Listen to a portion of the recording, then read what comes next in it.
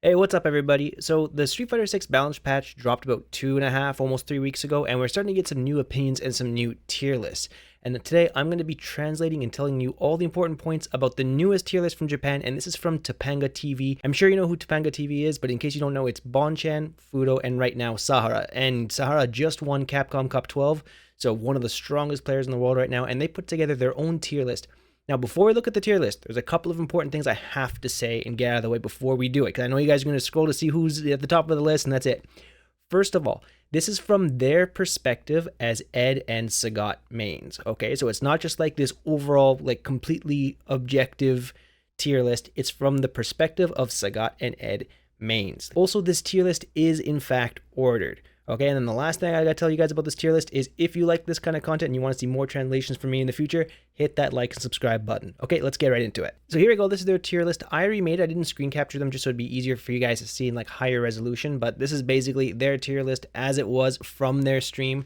If you want to check it out, check out the Topanga TV Twitch. It's not on YouTube yet. It's only on Twitch right now, so you have to check out the VOD there, and it's only in Japanese. So I'm going to be going to this from the start with Sagat. So they said Sagat is a top tier S-class character, 100% no ifs, ands, or buts. So both Bonchan and Sahara think that Sagat can fight Mai, and Bonchan thinks it's actually above a 5-5 matchup, and that's the reason why he thinks it's so strong.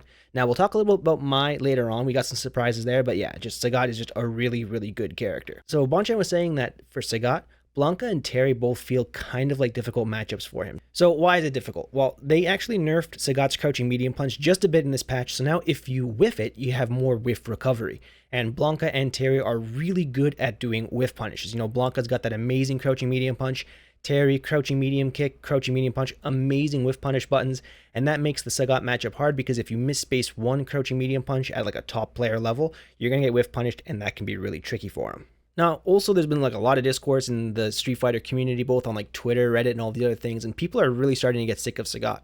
And Sagat had some big changes, because if you guys remember, when Sagat came out, nobody thought he was as strong. Everyone's saying, oh, he's a B-tier character, and there are a couple of reasons for it. So first, I think it took some time for people to figure out how to play Sagat. Traditionally, Sagat was more of like a fireball, kind of like zoning character, and he's definitely not that in Street Fighter 6. He's more of like a, like, you know, rush down, throw his body at you, steal plus frames in your face kind of character. But then also, Sagat got some really important buffs. So the two biggest buffs that he got, I think number one, and Bonchan said this too, the light nexus buffs were huge. In the first version when he came out of this game, he couldn't really do light nexus, so like jab, light nexus successfully. It would whiff a lot of the time, and that was so bad for his combo game because he could only end in DP and he didn't really get any Oki mid-screen or anything like that. So that was big.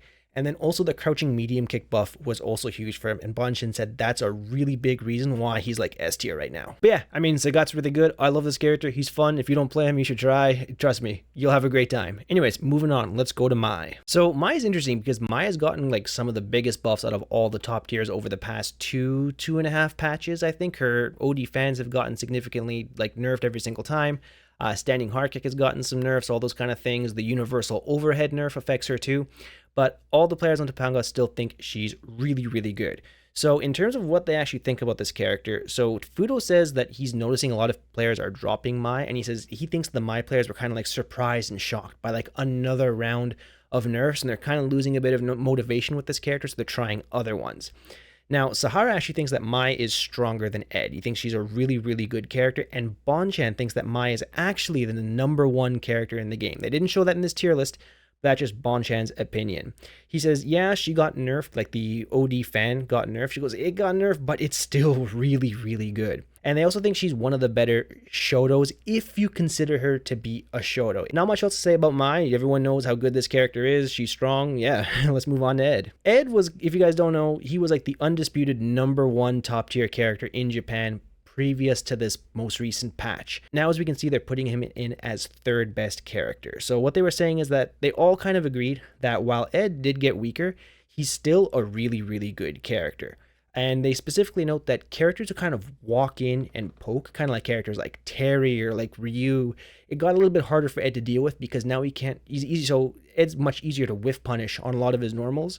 So you have to be a bit more careful with what you're pushing. There's more risk involved. So characters who kind of walk in and push feels more stressful for Ed right now. They didn't really go into too many details other than the fact that, like, yeah, Ed did get nerfed. He's not the best character in the game anymore, but having said that, he's still really, really good. And then they all kind of agreed with the idea that they all think that Ed is a difficult character to balance patch around just because of his tools and how he works. Okay, and now for the character with the best plot armor in this game since Season 1, JP. Yes, they still think JP is a top tier character. So, like Ed, they all agree that JP got nerfed. However, they didn't mention who, but they said other characters got nerfed, and they buffed JP's neutral, which keeps him in the S tier according to them. So to be more specific, after the balance patch, his corner pressure got a lot worse, but now that he can cancel standing medium punch and crouching medium kick when he has the portal out, like the finger snap, they think that made his neutral a lot better. So the character kind of flipped. He kind of wanted to put the opponent in the corner and just run corner pressure.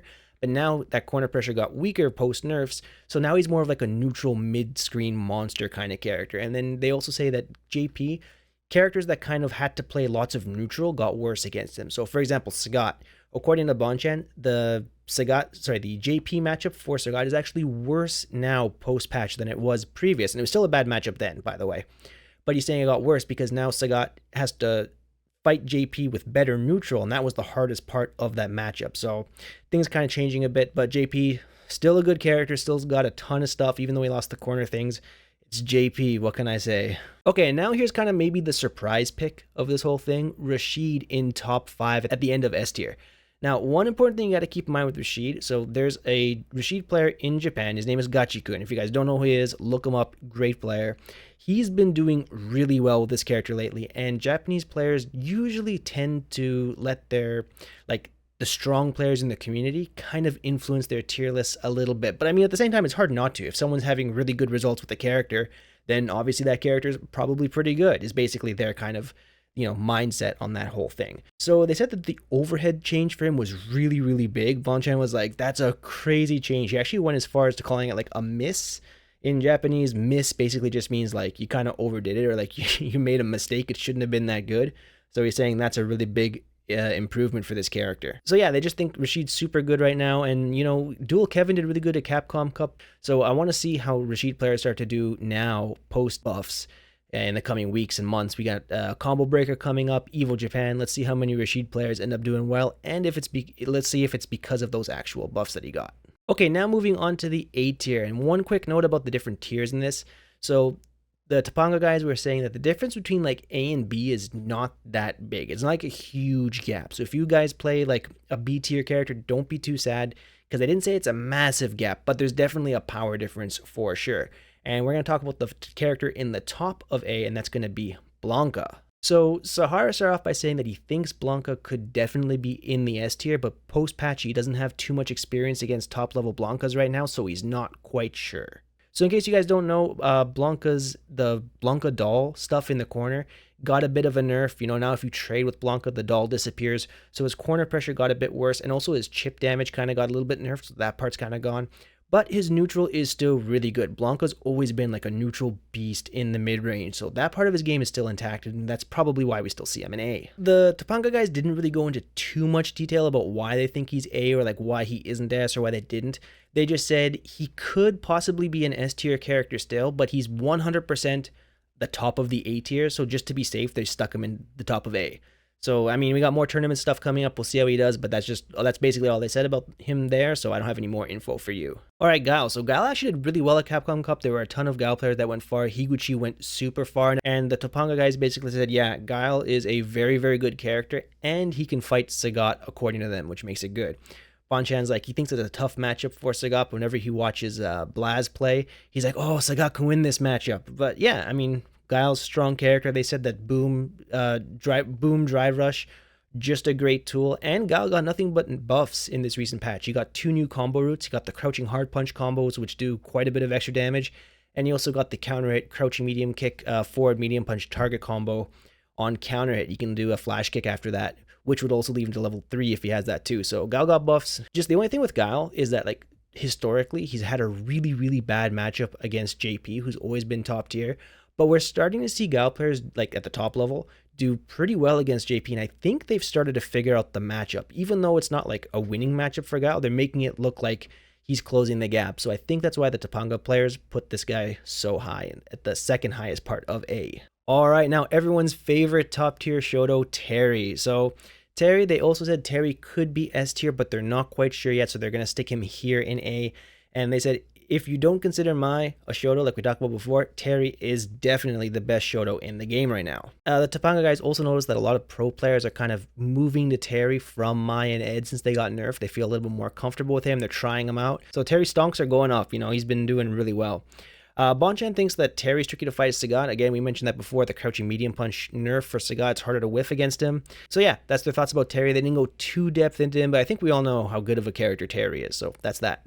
Next, moving on to M. Bison. When this character came up, they all just laughed and said, he's a good character.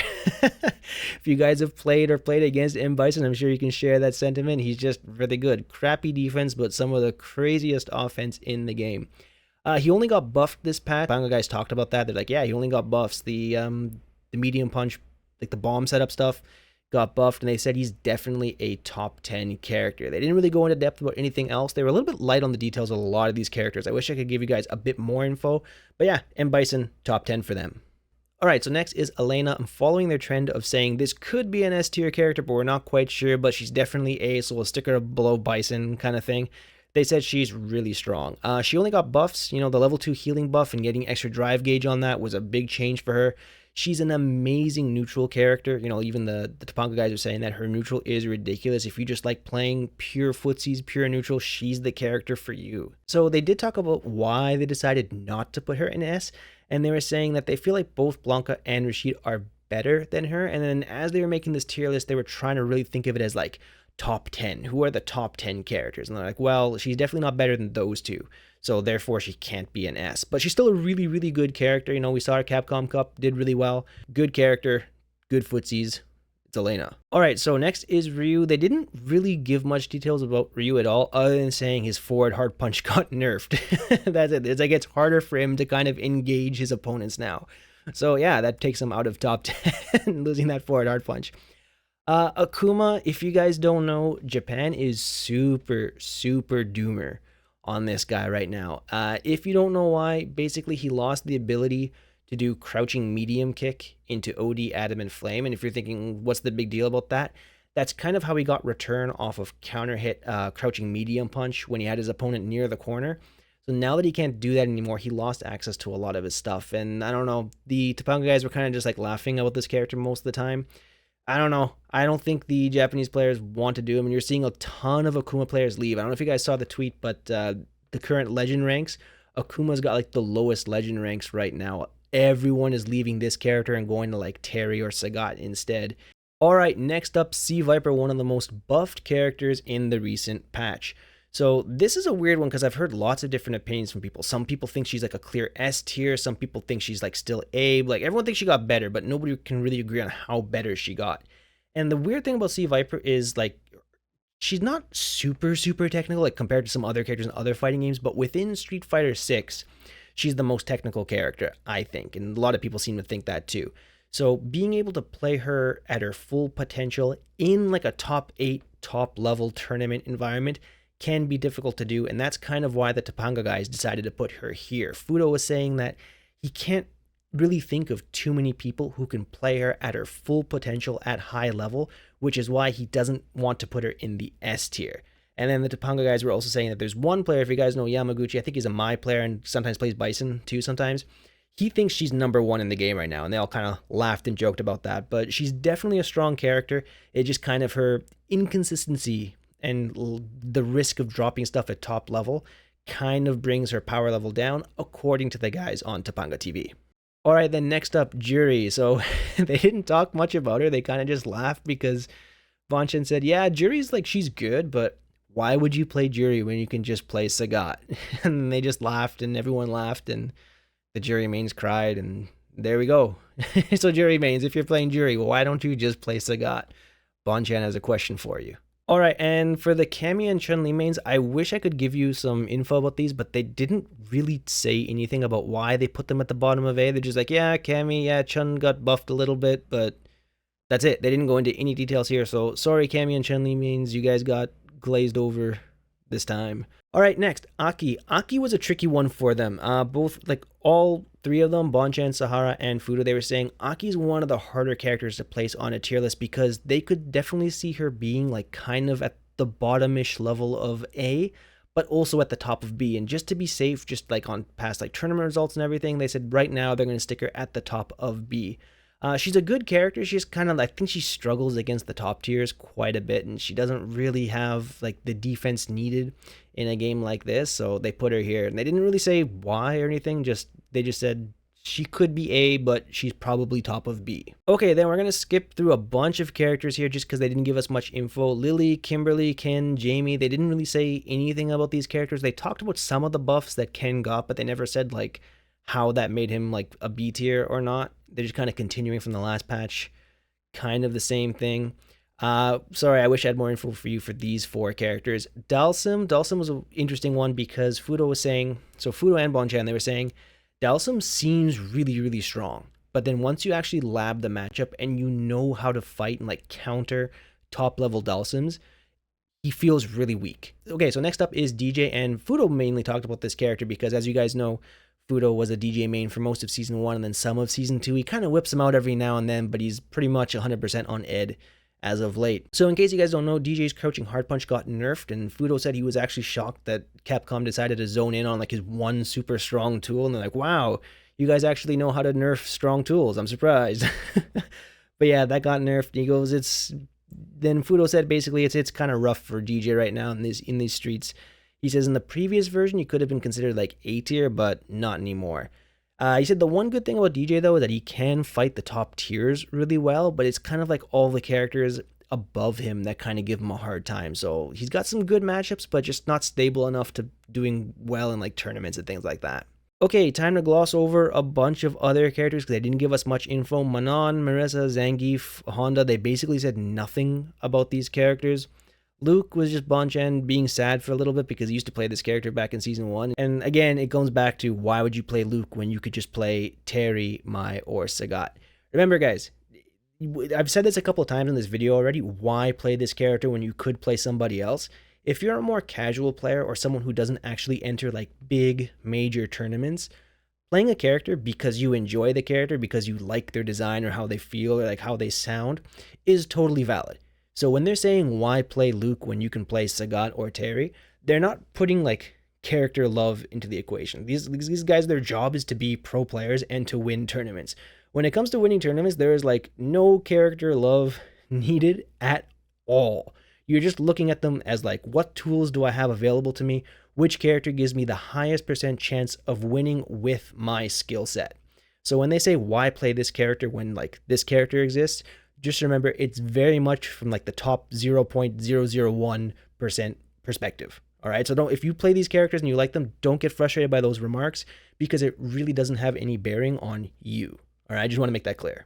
All right, and last on the list is Alex. So Alex was actually initially in the D tier. Sahara put him in D because he was fighting Lashar's Alex, and he's like, whoa, this character is weak as shit.